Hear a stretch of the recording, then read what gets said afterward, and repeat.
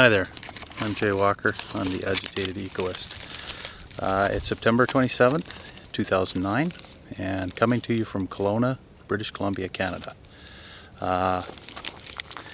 What I want to talk about today is an article I read in the August 29, 2009 Economist. And as you know, I'm very agitated about the ecology, the environment. We have to do something. It's becoming alarming as to whether we're even going to survive into the future, into 100 years into the future, or whether mankind's population is going to be severely diminished and the planet's going to be habitable for the other species that are on it, who are destroying at an alarming rate. Anyway, today I want to talk about a solution to a potential problem. So what we have here in BC is we have a very large province. It's bigger than California, and it's covered with forests, primarily pine forests in the interior section of the province, and along the coast it's fir and cedar and those type of things. But here in the interior it's drier, and pine is the predominant species. So what we've had is the pine beetle, and it hasn't really arrived too much here yet, but it's coming. It's in the northern section of the province. It's chewed apart about a third of the standing trees there. So they're dead. They're simply fuel waiting to burn. And this past summer we had the largest number of forest fires ever in BC, the most amount of money ever spent on fighting forest fires, and that looks poised to continue into the future as the climate continues to heat up.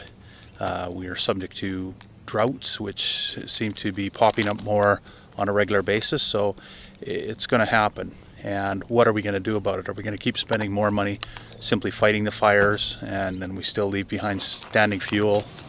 It's hard to say.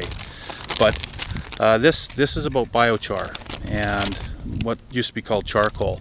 So first of all, what charcoal is it's any organic matter, I guess, burned through the process of pyrolysis, which is burning in a low oxygen atmosphere. And what that does is leave behind what's called elemental carbon. So most of your charcoal is this elemental carbon. Elemental carbon decays very slowly, so what it does is it locks up the carbon that's there. It's super stuff, because aside from what it was used for in the past, which was to build fire so you could produce iron and things like that, cook things, whatever, what they found is that tilling it into the soil tremendously enriches the soil. It decays very slowly, so it's got a benefit. So how it was discovered was about a century ago.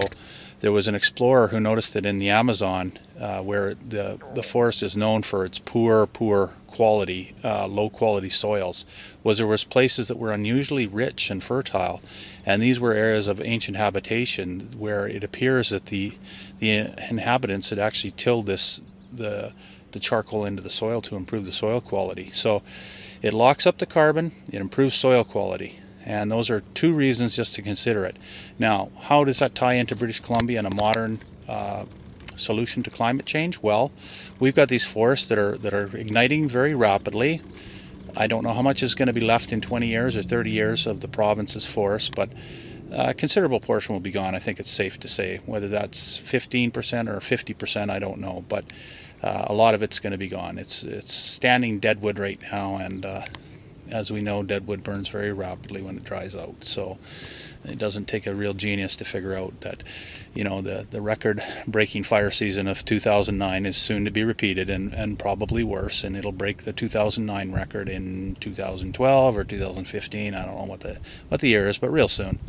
So the other part of the article was how one of these individuals had invented a pyrolyzing stove that could be fed continuously, and I guess this is a bit of a breakthrough. And this fellow was Jock Gill of Pellet Futures, and he says that a teenage prodigy of his has invented a stove that can be fed continuously rather than by processing batches, and if that proves successful, it would be a breakthrough of the sort that has enabled other industries to take off in the past. So why don't we look at running a pilot project, getting some of these pyrolyzing stoves, I don't know, large industrial scale, taking the forests down that are already dead, pyrolyzing them, turning it into charcoal, and digging it into the soil there. We're going to have to replant this with something, whether it's pine or what, I don't know. Probably not the right species anymore, but some other species. And it sure helps if you got some darn rich soil to do it in. Things grow faster, they're going to lock up more carbon, so we'll get a double whammy. We'll get a double whammy from that. We'll lock up carbon in something else that's going to grow faster. The other thing is that charcoal also, when it degrades, it emits very little methane. Normally, when you have organic matter that's rotting, it emits a lot of methane. Methane is a very, very potent greenhouse gas. It's about 30 times more potent than carbon. So it has a real warming impact. So if we can do anything to reduce that, that's helpful, and that's what creating charcoal or biochar does. So that's about it. There's some stuff around the periphery I could mention, I guess, but I'm hoping that someone in the BC government and maybe even Gordon Campbell himself will see this and think about this, because we're spending a hell of a lot of money fighting forest fires. It's only going to get worse.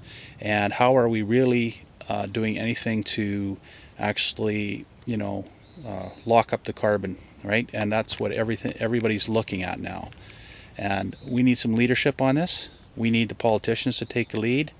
The people are waiting for the politicians are waiting for the people. I don't know which comes first, chicken or egg, but I know that it takes a real leader to recognize that it's got to put out some so-called political capital to do something, right? And somebody who does it now is probably going to be locking up his party's future for a long time in a positive way, that they'll become known as the party. And think about the jobs this could create in BC. I mean, we could become a world leader in this.